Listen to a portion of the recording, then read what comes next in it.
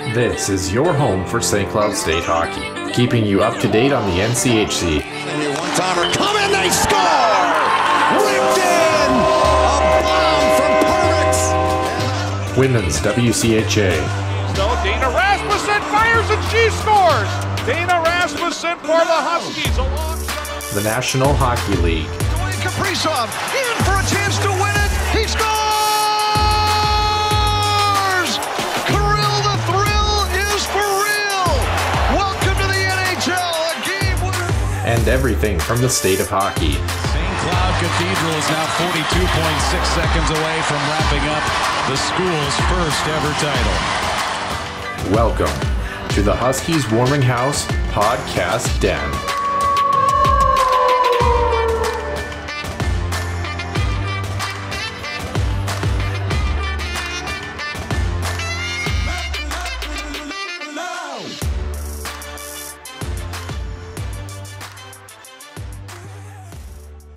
Scratch interview segment this episode for number 61. I am Nick Maxon, joined by my co-host Noah Grant.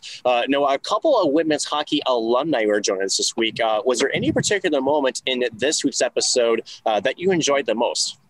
Yeah, I mean, I really like the discussion that we have, a lengthy discussion, as we do with a lot of our women's guests about the growth of the game. It's just an overall fantastic interview.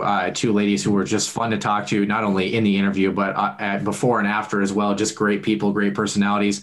The one thing I will challenge fans is to listen to the very end of this one, because I thought especially Molly's answer near the end of the show about the growth of the game was a really fantastic one. But overall, hard to pick out a favorite. It was just that good. I agree. Just a fantastic episode. And with that, without further ado, I should say, you can tell it's a Monday, Noah. Let's welcome in Molly Illikainen and Hanna Prow.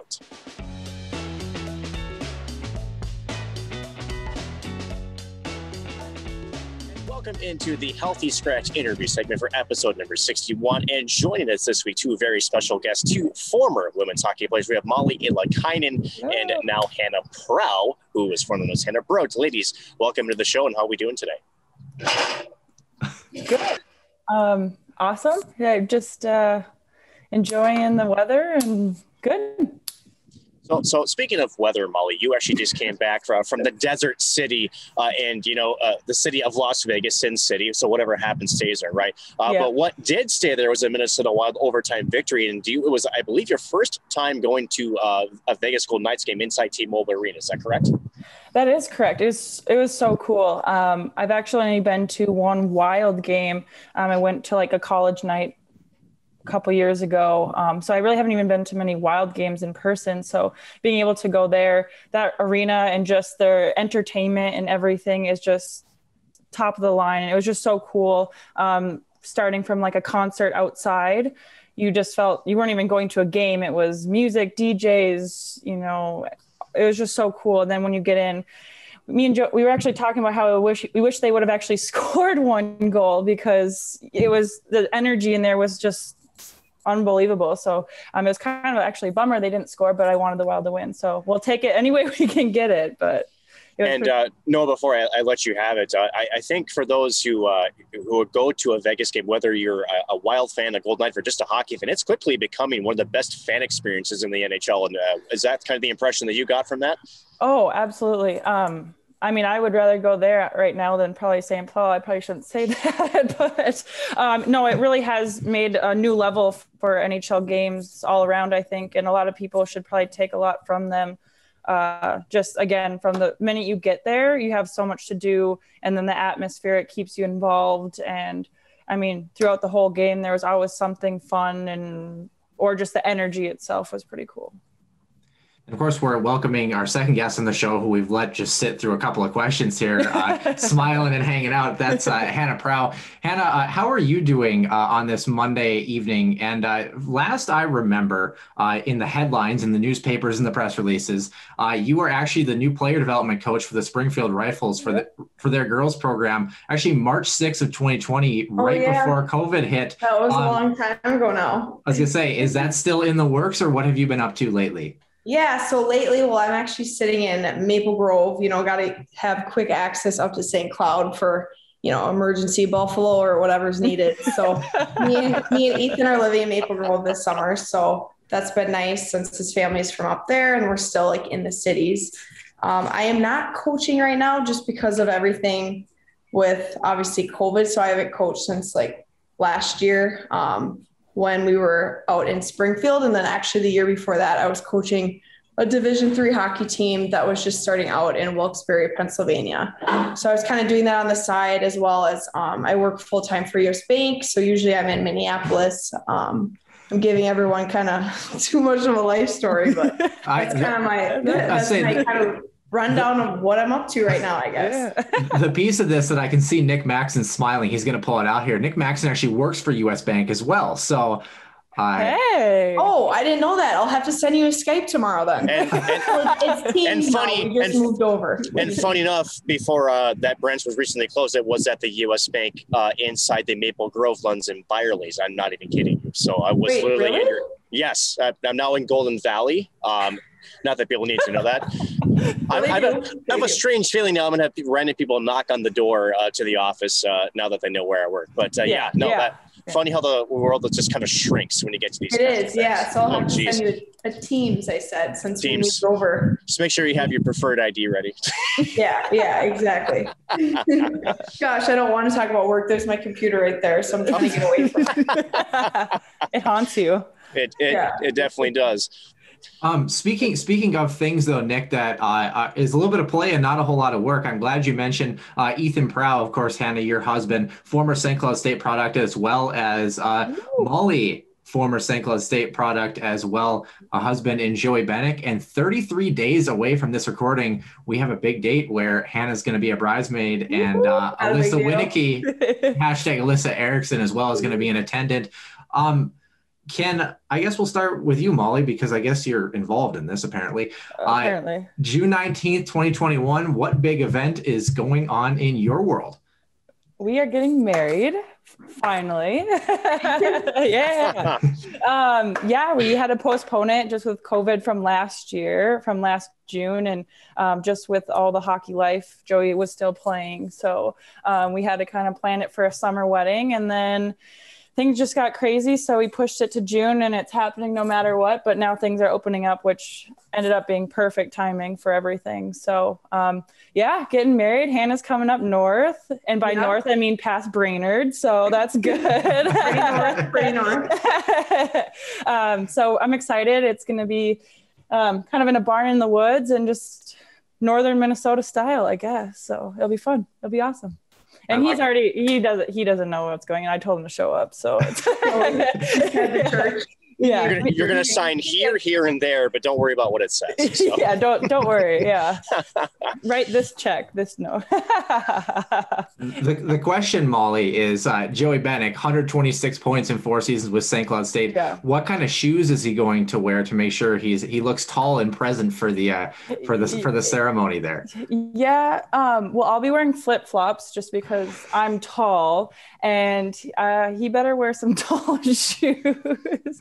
Well, between my family, I'm the second shortest out of 6 of us, and I'm 5'9". So between my brother, who's 6'9", and all my families are, my mom is taller than me and everything. So the whole Bennick side needs a little shoe lift, I think.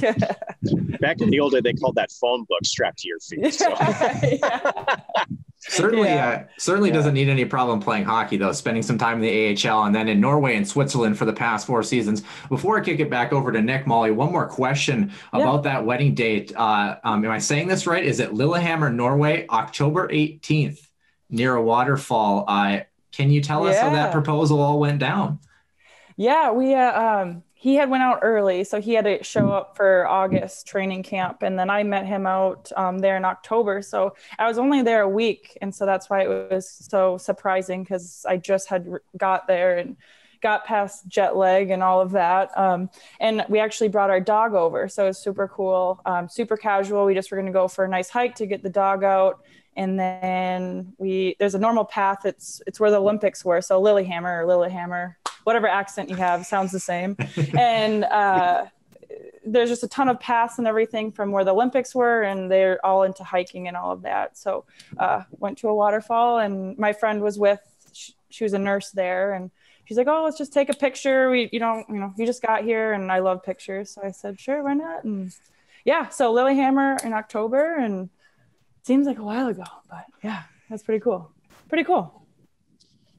Pretty big moment I mentioned in your life, Molly, but I want to actually kick it back to you. A big moment in your life and kind of a big reason why you're here is we played a little game that's you strap some metal to your feet. There's, I think, an overcooked Pillsbury biscuit involved, maybe some wood that's shaped of some kind of a bent stick. I don't know. He's like, what is going on? I'm like, what? We try to have a little bit of creative fun on the show. Sometimes it works, sometimes it doesn't. But Hannah, what I want to ask you is, I guess, first of all, are you from Minnesota by chance? Yes. Yep. I grew up in Roseville, Minnesota. Okay. So at least I'm one of 4 kids. I was the only guy. And, even, hockey just in this day is it's a family affair, right? So were there other siblings that played hockey and yours as well? Or number 2, if that is the case, Noah, what's up? Hannah, I'm actually going to steal this from Nick, and I apologize for this, mostly because I actually did some prep. I'll be over here if you need me. Okay, we're going to have a little bit of story time on the Huskies Warming House podcast, Hannah, and I want to see how accurate I got this. I looked on Hockey DB. I swear to God, you don't know somebody that doesn't play hockey. It's unbelievable. It's unbelievable. Okay, so it's funny you say that because Ethan, this year, the first time he went overseas, you're kind of like learning like people's history. Like Molly would probably get that you're kind of like the North American. So people kind of want to see like, all right, who's he? Who's his wife? Who's right? And I guess his coach called him and he was like, well, I couldn't find much on you, but I found a lot on your wife. And so he thought it was really funny, but yeah, so I do have a pretty big hockey family, specifically in women's hockey, that Molly was actually a part of growing up. So my Aunt Winnie has kind of been the pioneer for kind of bringing women's hockey almost up and running in a way, like just getting women involved.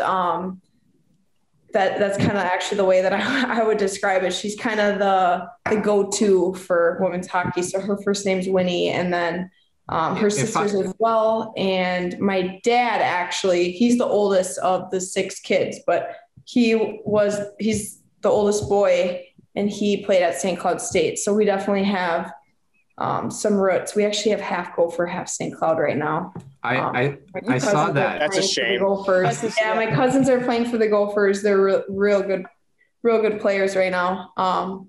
Their last name's Wethington. Carrie Brote was my aunt, and she actually also coached at St. Cloud State. So I have way too many of them running around. It's very scary. That's why I'm glad my name's changed. I'm like, no one knows me. I was going to say, you took all my notes away from me here, Hannah, but I was so intrigued by it. So like you mentioned, your father, Vic, 40 goals, 73 assists, 1986 to 90 for the Huskies. Oh gosh, I don't know that, but he probably will love the shout out. Carrie Brote Wethington, 1998 to 2002, WCHA Coach of the Year in 2001, 45 total wins in the program. Your mother, Jennifer, is also an SCSU grad, I believe, if I'm not mistaken, right? Good shout out. Madeline and Audrey, both cousins playing for the Gophers, and the youngest, Jackie Wethington, plays for Blake High School. Yes. Like you mentioned, Winnie has been playing for the Whitecaps since 2004 after, get this one, 168 points in 4 years at the University of Minnesota. That's insane. Yeah, as a defenseman, yeah. Chelsea Brote Rosenthal, 4 years at the U of M until 2006, then restarted with the Whitecaps back in 2018, a huge hiatus coming back and playing hockey. All-tournament team for Roseville and All-State in the early 2000s. Nick, we're only halfway down the list, so bear with me here. Your uncle, Justin Brown, played for Michigan Tech and the Quad City Mallards in the 2000s. He's getting a shout-out.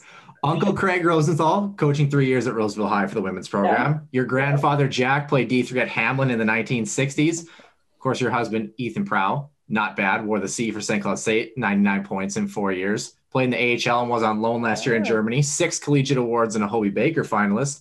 And so that's not a bad lineup, I would say. And if I'm not mistaken, the very last thing, Jack, Vic, Carrie, Winnie, and Chelsea, they're all in the Herb Brooks Foundation Youth Hockey Hall of Fame as well. So was there ever a time, Hannah, when hockey wasn't a part of your upbringing or any part of your life, or was it kind of, were you wearing the skates as soon as you were born?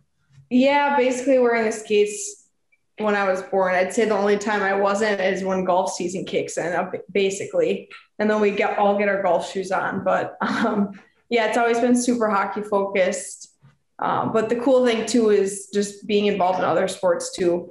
I played soccer, golf, and then hockey in high school. So it's good to just be like well-rounded. And same with like my family, they didn't always just put the focus on hockey. So that's kind of cool too, to have some other things to keep you grounded, and well-rounded is important. So I like that. but hockey's the best, of course. Yeah. Obviously. Nick, I'll throw it over to you in just a second. I want to jump into, as you mentioned, both these players spending their time from 2012 to 2016 with the Huskies. But that's actually a lie, because Molly's first 2 years were in Providence with the Friars, 99 points in 140 total games in her collegiate career. I've got a question for you, Molly. Ooh. Who did you score? Who did you score your first collegiate goal against? Do you remember? Oh, she had so many. If I had to go, I don't remember, but if I have to guess, well, I'd have to I want to say it would be. The better question is, how many games did it I want to take say, you? Ooh. Because that's easier. I want to, that's easier.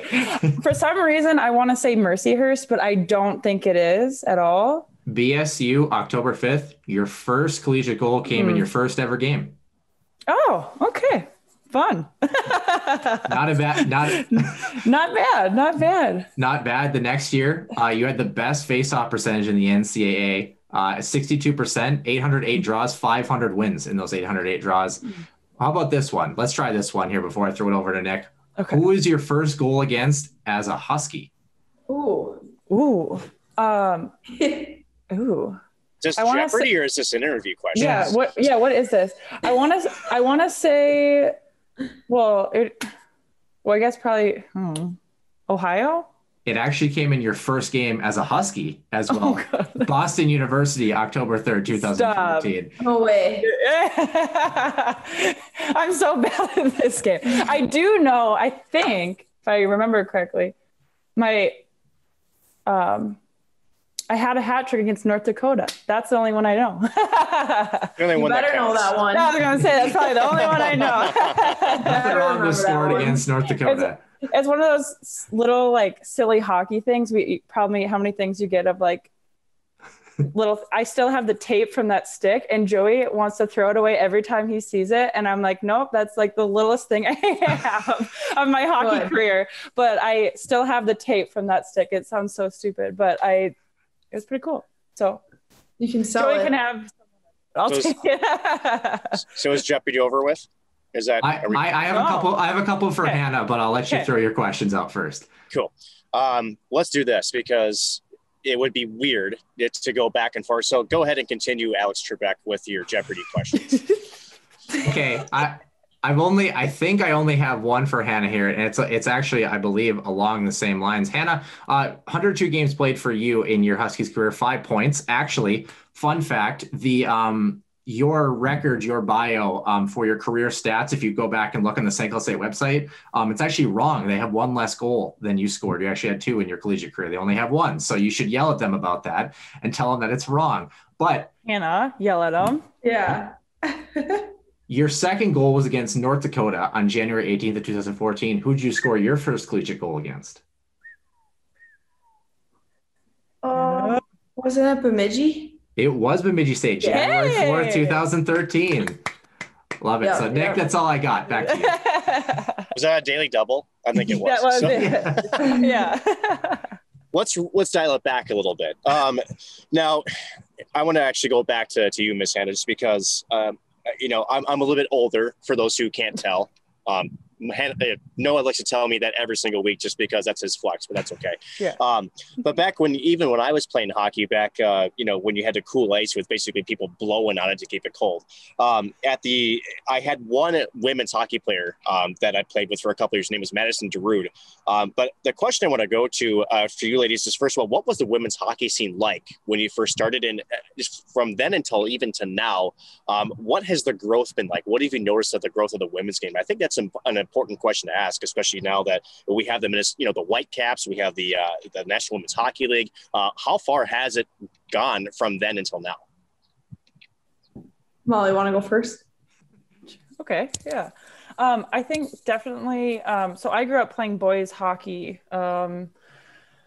probably until squirts, maybe peewees. I think squirts. So I came right over there and then switched into the women's program a little later. And then obviously through college. And then it was probably, Hannah, it wasn't the women's league didn't start probably till the year right before we graduated, I think was their first year.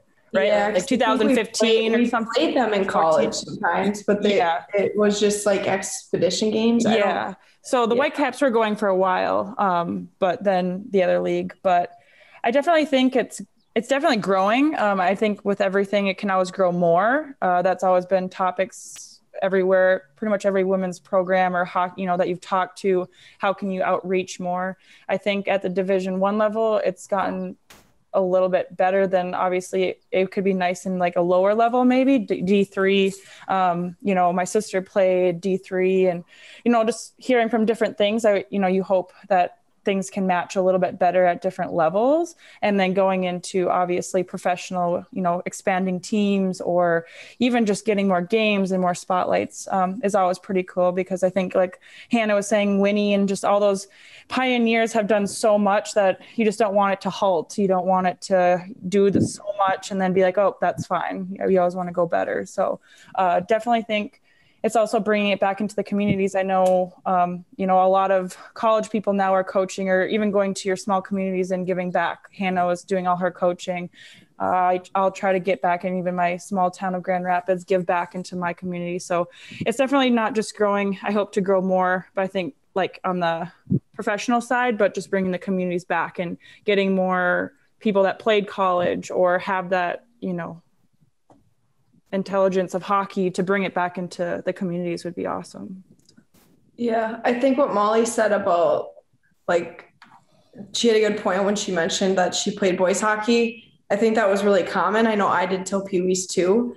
And I just don't think there was either the numbers or the programs to be set up. So a lot of girls just didn't have an option. And if they wanted to play hockey, they'd be playing with the boys.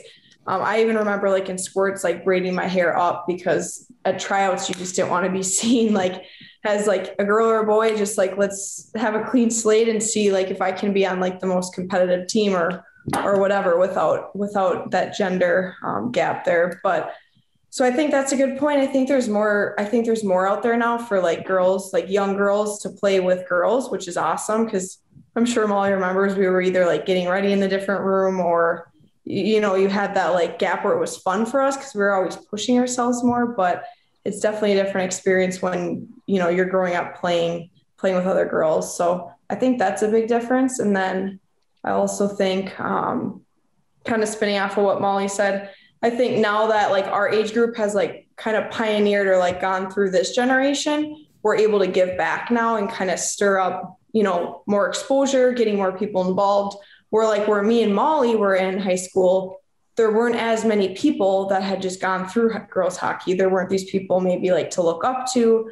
So I think that's changed too, where there's like these mass groups of women that have gone through college hockey. They maybe are going pro and now they can give back. And so I think that will funnel back. And I think that itself makes a difference. Like, expanding to Molly's nieces or my nieces and nephews and just kind of having that influence, I think, can make a numbers difference too, and just exposure to the game. So yeah. And kind of going off that too, I also think it's been a lot different even from probably when me and Hannah grew up.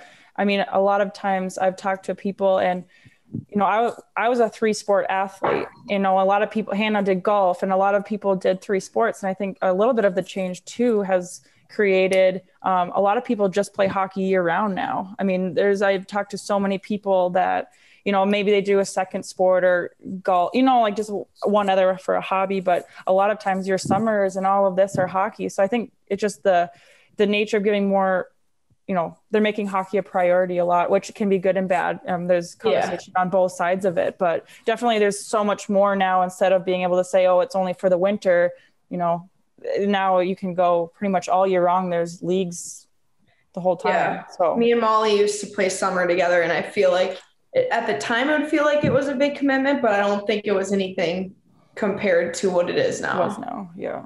for sure. I really like the family piece too, as well, talking about how, especially when Hannah, we were talking about your family, how they've been able to give back to the game, and obviously the Herb Brooks Foundation, on that side as well as recognize them, but just understanding, like, Molly, for you, your father Darren played at Duluth in the mid '80s, right? Your sister played at Dartmouth, and just continuing to continue and build and grow that. One question I kind of want to build off of Nick's previous question there. Did either of you get a chance to see the coverage for the Women's World Cup of Hockey that was supposed to happen in May that got pushed back to August? And it kind of seemed like they didn't even have a contingency plan for that cancellation of that tournament before they, restarted and pushed it back to August. And we kind of see women's hockey sometimes still, especially at the international level, continue to be that afterthought. Whoever wants to start first, is there something that you feel like, not to kind of put you, in a difficult situation, but is there a spot where you feel like there maybe can continue to be a growth or a kind of a change in parity, if you will, to kind of be on par with the men's group? I think it's always going to be a little bit behind, I think, right now. And that's kind of just the reality of it. And if you're honest with it, then I think they probably didn't have a plan. It's not getting the coverage that it needs, or it should. That there's, a lot of people that even have gone so, those older people that have now stepped back, and that's what they're pushing for. And, it still don't get all the recognition, they should be able to have more games on it. Or I know they just had the women's game at the NHL arena. I mean, those rinks, you should be able to have a couple games on the opposite days, or, they should have more games available for women's programs. So definitely doesn't get the coverage that it needs. I think that's why a lot of things are still, a lot of people are still pushing and doing the best we can, I guess. Yeah. I believe you're mentioning, I think that's part of the Dream Gap tour that's been a partnership with a bunch of those NHL programs. And Hannah, I guess, as you answer this question as well, is there, like, if you were coming up to somebody, who had watched the NHL or watched, men's Division I, what would you say to them about going to like an NWHL game and getting them out to those arenas and getting a chance for something like the Dream Gap Tour to go see a women's game at the United Center in Chicago, for example? Yeah, I know that it has gotten far from where it started. Because, like, for example, I remember me and Molly had played like the Whitecaps in college, and they were just like an independent team. And at that point they were kind of just scraping up just games to play. So even just getting to kind of play college team was kind of an honor for them at that point. So I think if you look at like the grand scheme, there's progress, but obviously, like Molly said, there's always gaps, and for obvious reasons too. I think as far as like getting to like exposure to go to those games, I think it has gotten a little bit more attention than it used to. I know that even like I think the Whitecaps now play at Tria, that rink, and I think for the size, like the scale, I think it's a nice size, which I think Molly can agree with too, because she played at the state tournament at the X, and it feels like you're almost like in this unreal rink, but it feels empty kind of thing. Mm-hmm. So it's like it's hard to know, like, would you rather play like in a packed rink that's like everyone's in it, or would you rather play in a bigger rink but not as many people? I don't know, because unfortunately I think that's where the game is for women's hockey right now. So it's all just on preference. That could be a good question for your next podcast, guys. I do like that. I want to build off that one more time. And, you mentioned, going through it and then giving back.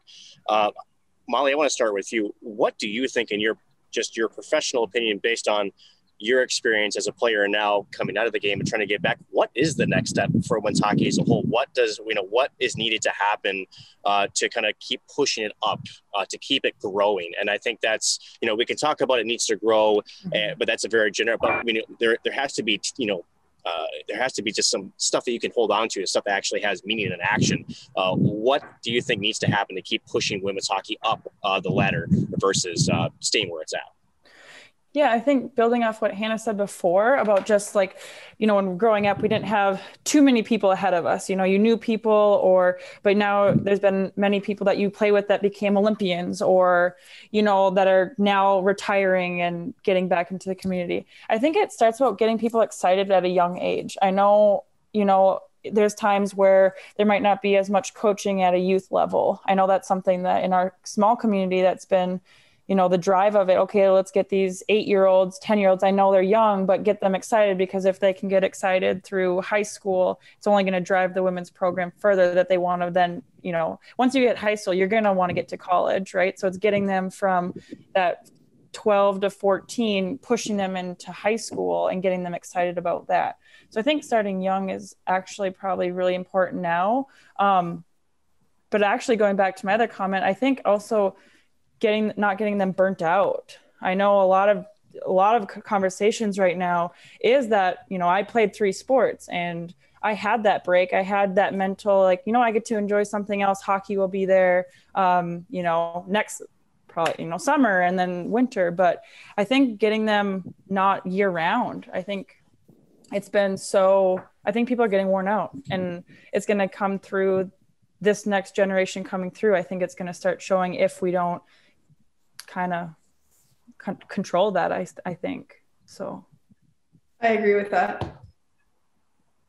All right, fair enough. That's all I have to I'm not going to restate anything. Yeah. Hannah, interesting question for you. I believe you helped Roseville win a state tournament title in 2010. You scored a goal in that championship game, if I'm not mistaken.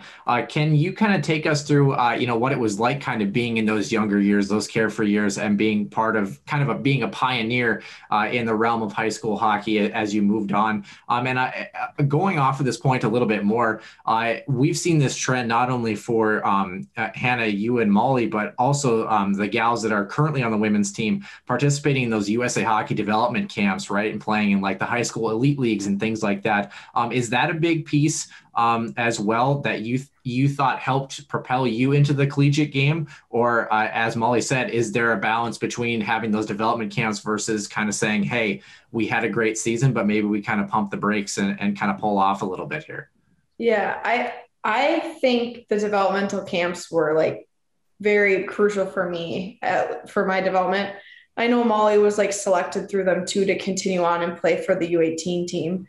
And I don't want to speak for her, but I think that was a good experience. I remember like just pushing myself to a different level because it's people kind of all your age for girls hockey. So I thought that was cool. And even just like meeting Molly with that, we got to meet like girls all over the state of Minnesota. Molly is like 3 hours north of me, but getting to meet people you probably wouldn't unless you had that connection. So yeah, I think the development camps are cool. And I think that's not so much the burnt out aspect. It's probably the addition to that, the add-on stuff, because I know that it was a time commitment, but I want to say sometimes the camp were like a week long, and that was the gist of it. So I had always had a good experience there. And I know we had like a group of people too that we kind of met, me and Molly, that we still stay in touch with. So it's cool to see like where they play college and kind of have like connections in the WCHA and even like out east. So that was neat. Yeah, kind of the cream of the crop of the development piece there, getting better as a hockey player. So both of you, obviously, playing together in the summer, growing up, being teammates through the last few years of your collegiate careers. I've got a question between the two of you, one-on-one. Who gets the edge here? Oh gosh, Molly is the best. Oh if it's on the boards, I stand no chance. She's the best board player like you'll ever meet. She'll come out with the puck every time. That's what my family always says about Molly. No. So the boards, I have no chance. Roseville did beat us state tournament, Hannah. You guys creamed us. Creamed us. We almost lost. 3-1, but okay. I think it was an empty net because it wasn't a cream. I'm just gonna say it was close. It was close, but yeah. No, I think it's been fun to go through different levels as friends and then work through it as teammates. I think that's been really cool because different stages. I mean, Hannah Roseville. And then, I went off, and it was just cool to see different teams with different successes. And then we were able to be teammates together. So I thought that was just really cool to see, or that we're playing people that we, girls that we grew up with that are in our little group that are playing for UNH or, the Gophers, and you're playing them all the time. So it's just really cool to see and build the state of hockey like that. So. I think what I want to do is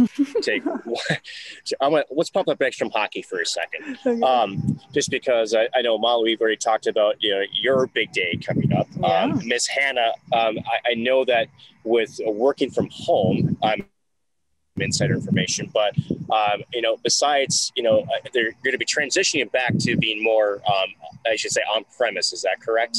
Pretty soon? Yeah. So for US Bank wise, we are getting categorized within the next couple weeks, whether we're on site, remote, or hybrid. I think I'll be hybrid, but I'm sure you heard all the emails on that, and kind of rolling that out for normalcy here. So won't be able to throw on the PJs in the morning. We'll have to get myself up and presentable, but yeah, I'll be looking forward to that. Just being on a team all the time, in college, you're used to being with people, and that community is very essential. So I definitely would say that a hybrid or going back in the office is fun. I know Molly even just went on her trip with her coworkers. So coworkers, obviously you love them, you hate them, but they do make the days go by. So I'll be excited to get back in the office. And when you're not back in the office, Hannah, or, schooling your husband in a game, through some stick handling in the garage, how do you like to... All that, right. all that. Well, of course. How do you like to spend your free time? What do you do for fun? Besides, we talked about golf earlier. If you do play golf, how often do you play per week? Or is it not as much as you would like? How do you like to pass the time? I was going to say free time after that. I don't think I have much. What else is there to do besides hockey and golf? Yeah, actually I've gotten to golf a little bit. Me and my husband just joined Midland Hills where we got married. So we've been trying to get out there 2-3 times a week. I've been starting to actually get back competitively. So maybe I might do some tournaments this summer and maybe get a little bit more competitive with it. So I got to convert all of this energy into something. So this competitive juice that we don't have anymore because of hockey. So yeah.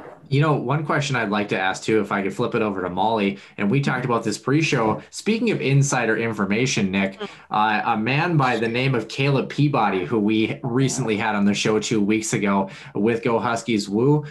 Molly, do you happen to know Mr. Peabody? And if so, how so? Yeah, no, we had some classes at school together, and then had some projects and stuff. So he's great. He's very easy to talk to and helpful. And just when somebody that's enjoys sports, I think that you bond already. So it's really cool just to be able to have classmates and, graduate with people that just love sports and you can talk anything. So he's great. Miss the kid. Haven't talked to him in a little while, but yeah, he was awesome. So yeah, one of our favorite guys, I would say, Nick, on our show. Wouldn't you agree? 100%. He loves to troll me, so that makes it fun. So if you ever he'll do that to you. If you ever catch our Twitter feed, it's he'll post. Noah does most of the posting for the channel. Okay. He'll post something, and it's immediately he's going to twist it in some way. He's going to beat me in arm wrestling or do an RKO over the top rope. I have no idea. I owe him. I can't even tell how many orders of Val's or Bravo burritos. It's not good. So no. Yeah. Also, Molly, thanks. Appreciate it. Let her know on what do we let you know Saturday night, Sunday morning that if you wanted to come on the show, and you gave us a follow within 6 hours after that. So. Hey, growing the brand one step at a time. Yeah, absolutely. No, this is awesome. And I know just between traveling and everything, I know nothing's really an excuse, but it's kind of cool even just to get back. I know we want to get back into the St. Cloud alumni volume of everything. So especially with the Frozen Four and everything, Joey got to get back into a little swing of things with that. So I know now that things are settling down, it'll be cool to kind of get into alumni stuff and get back into the Husky Nation, huh? Yeah, I think so. Oh, that. Sounds like a good plan to me. Sounds like a good plan. Yeah. I just have one more final question for you guys before I kick it over to Noah. First of all, ladies, again, thank you for joining us. But I guess, we'll go back to hockey here a little bit just because that's kind of what we talk about on the show. Yeah. Have you guys been following the ladies pros the last couple of years? And if so, is there any points where you miss being a part of the organization? And Molly, I'll start with you. Yeah, I mean, obviously just through, they've started reaching out with some alumni groups, and then just between social media and checking it out. I've followed the girls program since I've been in it. I definitely miss the competitive side of things. I think that's for me and Hannah too. You have to put it competitive somewhere in your life. So definitely miss that. I know the college program is so grueling, right? So workouts, this, that, school, don't miss that as much. I know it keeps you disciplined for life and through work, and it gets you ready for life, but I miss the competitive. I miss games. Hopefully sometime I can join kind of like a women's or a beer league here and do some stuff, but definitely miss it. Tried to do a little bit over in Europe when we went. Norway didn't have any girls program essentially, so I was just kind of more skating around. So that was kind of a bummer since I was there for 2 years, but yeah, I miss it and hopefully can get back into it. I can still beat up Joe a little bit, so it's good. and for you, Miss Hannah, what's the feelings like since you've left St. Cloud State? Yeah, I think just like spinning off what she said, there's things you miss about it. There's things you could like wish you could go back on. And then there's some things you wish you're like, nope, I'm good. I can just leave that. But I do think just like the coaching group, at least that we had, like the coaches were pretty awesome. I think I miss just like kind of having like that role model in your life or someone to kind of reach out to that's always looking out for you. I'd say that's like a big thing that I reflect on is just that coach-player relationship. I think that's really important. We obviously don't get that now. But as far as like alumni stuff, I think we have a good group of people, so it makes it kind of feel alive, even with like the Huskies kicking it to the Frozen Four, kind of unites everyone. So yeah, definitely try to get involved with as much stuff for alumni, and probably just like Molly said, spinning off of like giving back to the community, and we'll be good to go. I like that answer. I've got two questions for you here, one long and then one very, very quick one to finish her off here. Speaking of alumni, Hannah, both of you were actually on the alumni list that we got from Steve McDonald when we asked about players that maybe we could contact. And you two were both at the top of the list as far as players that have continued to stay involved and continue to, really support the program, either obviously monetarily, but just kind of with your presence and that sort of thing. And I think that's an important piece to mention there, that you talk about the growth of the game. For those listening or watching the podcast, we've got two people on the bottom of your screen here that are doing just that and setting a really great example. So thank you, ladies, for doing that for the university. Speaking of the university, Hannah, I want to start with you. And this is my question for both of you. What actually brought you to St. Cloud State? Did you know you were going to be a Husky because of the family lineage from day one? And, for people that maybe haven't gone to a St. Cloud State women's hockey game, what would you tell them now to get them out to a game? Yeah, it's actually funny you're asking me this with Molly on, because my first kind of head dream was to go out and play out east, actually, and like try something new just because I had a lot of family stuff here, so I wanted to give it a try. And that worked out well, Hannah. I know, and go and break away and go play at Providence. But so it's kind of funny that Lexi and Molly ended up coming back to Minnesota because I just never had to leave, so it worked out. But now I'm like sidetracked of what your question was, but.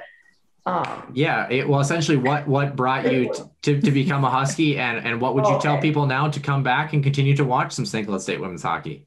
Yes. I think playing the WCHA is the best. That's the best league. I think St. Cloud has such a rich hockey like life and community, can't be beat. And I also just think like location wise, like it's fun to meet people that are from like a lot of our friends are from Minnesota. It's nice when you graduate to have that connection. A lot of Minnesota people, maybe people from the cities, you're only an hour. So from a recruiting tactic, I'll give out some calls, and I'm like getting really into this, but I think it's just a great place to go to college. think it's a great program to play for. So just could not say enough good things about it. I like that answer. Molly, mine's a two-part question for you as well. First of all, what drew you out to Providence and what drew you back close to home? Yeah, I think kind of starting, I think just being Minnesota all the way through. So, state of hockey. And then it was just kind of branching out. It was playing new people and different, just a different league. And I know there's little room on certain teams. I think when Hannah had already committed to St. Cloud, or there wasn't room at certain places for a lot of people. I think that our class was very small at a lot of different places. There's only room for 2 here, 2 there, 1 there. So I think that hurt our class a little bit more, which then funny, with Hannah, we wanted to go out to Providence together, and there was 8 freshmen at Providence. So there was a class of 8, and I think 6 of us were Minnesota. So it definitely had people going out with us. There was a lot of people in Minnesota, I think, in our class that went out east. So I was just excited for a new challenge. Providence is a great school. I always said if I didn't play hockey anymore, I would stay out there for the finishing of school. It was a great school. I have nothing bad to say about them. Go Friars too. But I think just, there was a lot of things missing, and I wasn't happy with hockey at one point. And I think for me in my career, I gave up, we did so much, my parents and everyone, your life, you gave up so much for hockey to be happy with it. And I just wasn't happy anymore. And I couldn't figure out what it was. And then I just said, I'm going to try to move back, get happy with hockey again. And so, with Coach Ruud too, he is awesome. And when I first kind of interviewed with him, and it was just, I think it was like meant to be to come back and enjoy hockey and be with Minnesota people and, players like Hannah and stuff that I've already played with and knew and were friends even after the first years, that I had left too. So it was just getting back into Minnesota. And I think advice moving forward too, I know a lot of people do want to get out and branch out or, want to get away from parents and hockey but it's also like what made you a hockey player. So it's, I don't regret going out. I enjoyed my 2 years, but also just being in Minnesota. St. Cloud is awesome. The community is great for hockey, and you're going to have the support there. I think, between having the right coaches, I think right now they're on a great streak to have, great coaches and bring people in. And I know they're working hard to get the right players. And that's key too, is they really want people that work hard and that are good people. And that's also very attractive as a community. You're going to spend 4 years and every single day with these players. So I think it's really getting a culture and they have a good culture there. So. Are you sure you're not a recruiter for St. Cloud State? And we just don't know that was really good. I would commit again, I think. I was paid to say that. No, I just think, you go through so much experiences with different teams and, between men's hockey too and women's, and you put so much effort into everything. And I think making hockey fun is probably the top most important thing that I've learned. And, going back to all the questions that you said, I think that really should be the number one thing is hockey is fun, because if you're not having fun, it's only going to make things worse or dread going to the rink, which then you're not going to perform. So I think it's just being fun, and St. Cloud definitely has a culture to do that. And not being burnt out. Speaking, Yes. Is my final question. This is my final question here. Speaking of fun and recruiting, my final question for you two, Joey and Ethan.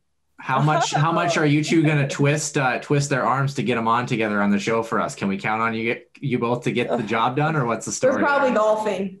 Every time we ask them. Yeah. Joey's. I'll make him mad only because he has to marry me in 30 days, and so if I cut out, I apologize. He's out with our dog right now, but can you still hear me? Yeah. Okay. We're just worried that whatever you're gonna do is end up making you not married. Is this like a risky move here? What's the story? No, he's hiding. That's what he's doing. Because he's like, I knew. Yeah, he knew. He's like, I know you're gonna do this to me. If I can find him. Our house really isn't that big, but It's a Husky Warmer House podcast on the road edition. Here we go. Yeah, on the road. Hey. I was gonna say the fundraising edition, though, are they both going to be attending the men's golf tournament, the alumni golf tournament coming up soon? When is that? I believe, Nick. It's in June, I believe. June 30th? Oh, it's June? Right? I always thought those, okay, there's a fundraiser, because there's the alumni that's August, but is the fundraiser different? Yeah, the fundraiser is different, I believe. Okay, gotcha. That's end of June, yes. Okay, we're hoping to have Brett Larson on and maybe kind of confirm some more of those dates as they're getting more information coming in too. But speaking of information, both Molly and Hannah, what a great episode to have you both on, and the wealth of knowledge that you both brought to the table, especially as far as the perspective of the women's game, being able to live it, eat it, breathe it for 20 years. Is there anything that you both would like to add before we kind of bid you adieu, if you will, to Huskies fans or to listeners or to family or to whoever the 28,000 members of Hannah's family that play hockey, apparently. Well, first of all, sorry for taking you a tour of my house. I don't know where I lost him somewhere. Beautiful wall art behind you, though. It's a nice tree. Yeah, it's an MTV producer's going to call you and set the next episode of Chris. Okay. Yeah. No, thanks for having us on. It's great to get, just what you guys are doing is awesome, and getting, talking about it, having different things, for us, talking about women's hockey that's part of the growth. That's what, talking about it and getting different people to hear it. That's really important. And no, it's just exciting to get back and go Huskies. I think they have a lot with the men's side. They're, obviously are doing pretty good. So just keeping the women's side going. I think they really do have some good players there that are going to get this program continuing to rise up and stay competitive. And so just excited to see what they do. And yeah, thanks for having us. It was awesome. It's back to work tomorrow. Back to work. Yeah, that's right. For having us, guys. You're welcome. And with that being said, I think that will wrap it up here from the Huskies Warmer House podcast. Again, Molly Illikainen and Hanna Prow, thanks again for joining us. And we'll be in touch. You guys have a great summer. And again, Molly, congratulations on the big day coming up. Thank you. You're welcome, Thanks, ladies. guys. Thanks again. Thanks, ladies.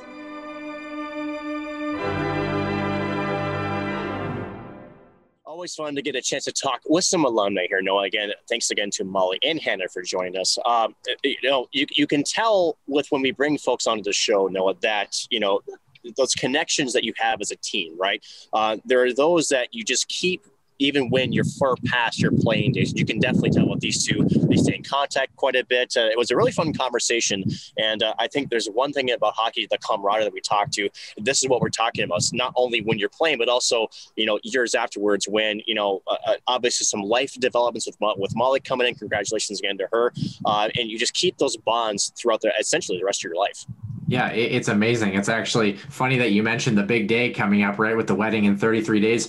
You actually look, kind of on their actual description of the wedding, you see so many alumni of St. Cloud State, former players, former teammates, people that are on both sides from the men's and the women's team around that time period that have kind of continued to stay together and be that cohesive group. This again, it goes back to not only this podcast, going to weddings, things like that. The game is bigger than hockey, but hockey can be a catalyst for those great life moments. And I think we got a taste of that listening to this interview, and really excited to kind of see what's going on in the world of St. Cloud State, both current players and alumni. But Nick, speaking of current players, we've got a fun 9 weeks planned for the show.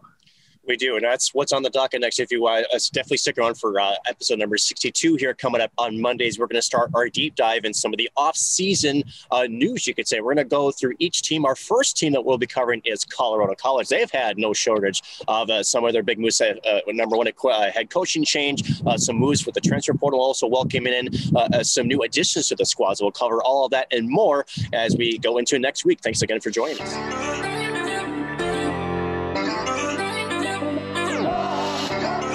Your one-timer coming, they score! Ripped in! A bomb from Providence! Dana Rasmussen fires and she scores! Dana Rasmussen for the Huskies. Dwayne Kaprizov in for a chance to win it! He scores! Kirill, the thrill is for real! Welcome to the NHL, a game winner! St. Cloud Cathedral is now 42.6 seconds away from wrapping up the school's first ever title.